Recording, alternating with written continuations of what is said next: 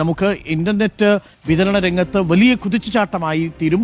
വലിയ മൊബൈൽ ടവറുകളോ നേരത്തെ ഇലോൺ മസ്കിന്റെ ഇന്റർനെറ്റ് സംവിധാനത്തിലുണ്ടായിരുന്നത് പോലെയുള്ള മറ്റ് സാങ്കേതിക സ്ഥാപനങ്ങളോ ഒന്നും ആവശ്യമില്ല. നേരിട്ട് ഉപഗ്രഹങ്ങളിൽ നിന്ന് മൊബൈൽ ഫോണിലേക്ക് ഇന്റർനെറ്റ് എത്തിക്കാൻ സാധിക്കുന്നു. ഇതുകൊണ്ട് ഫൈസൽ, ഏറ്റവും ദുർഘടമായ പ്രദേശങ്ങളിലും ടവർ ഇല്ലാത്ത ലൊക്കേഷനുകളിലുമൊക്കെ ഇന്റർനെറ്റ് ലഭ്യമാക്കാൻ കഴിയും എന്നതാണ് ഈ റോക്കറ്റിന്റെ മറ്റൊരു പ്രത്യേകത. ആ അർത്ഥത്തിൽ ഒരു വലിയ കുതിച്ചുചാട്ടത്തിന് നമ്മുടെ ISRO പങ്കുചേർന്നിരിക്കുകയാണ്.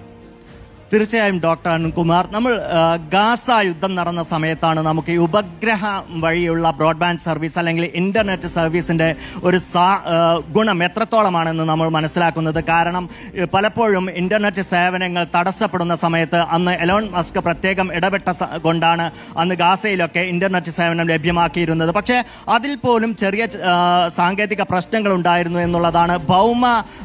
അതായത് ഭൂമിയിൽ സ്ഥാപിച്ച ചില പ്രത്യേക കേന്ദ്രങ്ങൾ, ആ കേന്ദ്രങ്ങൾ വഴിയായിരുന്നു ഇന്റർനെറ്റിന്റെ സേവനം പ്രധാനമായും വിതരണം ചെയ്തിരുന്നത്. പക്ഷേ ഇനി അതിന്റെ ആവശ്യമില്ല എന്നുള്ളതാണ്. ഡയറക്റ്റ് ടു മൊബൈൽ ഫോൺ എന്നുള്ളതാണ്, സാറ്റലൈറ്റ് ടു മൊബൈൽ ഫോൺ എന്നുള്ള ഒരു സാങ്കേതിക വിദ്യയിലേക്ക് ഇത് വരികയാണ്. അതായത് ഭൂമിയുടെ ഏത് കോണിൽ വെച്ചും ഇന്റർനെറ്റ് ഉപഗ്രഹത്തിൽ നിന്ന് ലഭ്യമാകുന്ന തരത്തിലേക്ക് ഈ സാങ്കേതിക വിദ്യ മാറുകയാണ്. ഇത് ആദ്യത്തെ ഉപഗ്രഹത്തിന്റെ വിക്ഷേപണം മാത്രമാണ്. 2026 അവസാനം, അതായത് അടുത്ത വർഷം അവസാനത്തോടു കൂടി 45 മുതൽ 60 ഉപഗ്രഹങ്ങൾ വരെ ഇത്തരത്തിൽ വിന്യസിക്കാനാണ് ഈ ടെക്സാസ് ആസ്ഥാനമായുള്ള AST സ്പേസ് മൊബൈൽസിന്റെ തീരുമാനം.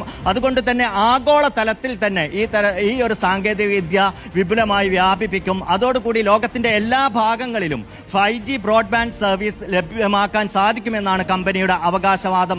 ഇത് യാഥാർത്ഥ്യമാകുന്നതോടുകൂടി നമ്മൾ ഇപ്പോൾ കണ്ടുവരുന്ന തരത്തിലുള്ള, നേരത്തെ ഡോക്ടർ അരുൺകുമാർ സൂചിപ്പിച്ചതുപോലുള്ള മൊബൈൽ ടവറുകൾ അപ്രത്യക്ഷമാകും. മാത്രമല്ല സ്പേസ് എക്സ്, ഇപ്പോൾ നമുക്കറിയാം വിമാനങ്ങളിലൊക്കെ ഇപ്പോൾ നമുക്ക് അത് സഞ്ചരിച്ചു കൊണ്ടിരിക്കുമ്പോൾ തന്നെ ആകാശത്ത് വെച്ച് തന്നെ മൊബൈൽ ഫോൺ യൂസ് ചെയ്യാൻ, ഇന്റർനെറ്റ് യൂസ് ചെയ്യാനുള്ള സൗകര്യമുണ്ട്. പക്ഷെ അത്തരം സർവീസുകളെല്ലാം എല്ലാ വിമാനങ്ങളിലും ലഭ്യമാകുന്ന തരത്തിൽ കുറഞ്ഞ ചെലവിൽ തന്നെ ലഭ്യമാകുന്ന രീതിയിൽ ഈ സാങ്കേതിക വിദ്യ മാറുകയാണ്. ഡോക്ടർ അരുൺ, തീർച്ചയായിട്ടും അമേരിക്കൻ സ്വകാര്യ കമ്പനിയായ AST സ്പേസിന്റെ ബ്ലൂ ബേർഡ് 6 എന്ന വാർത്താവിനിമയ ഉപഗ്രഹം ഇപ്പോൾ വിക്ഷേപിക്കപ്പെട്ടിരിക്കുകയാണ്.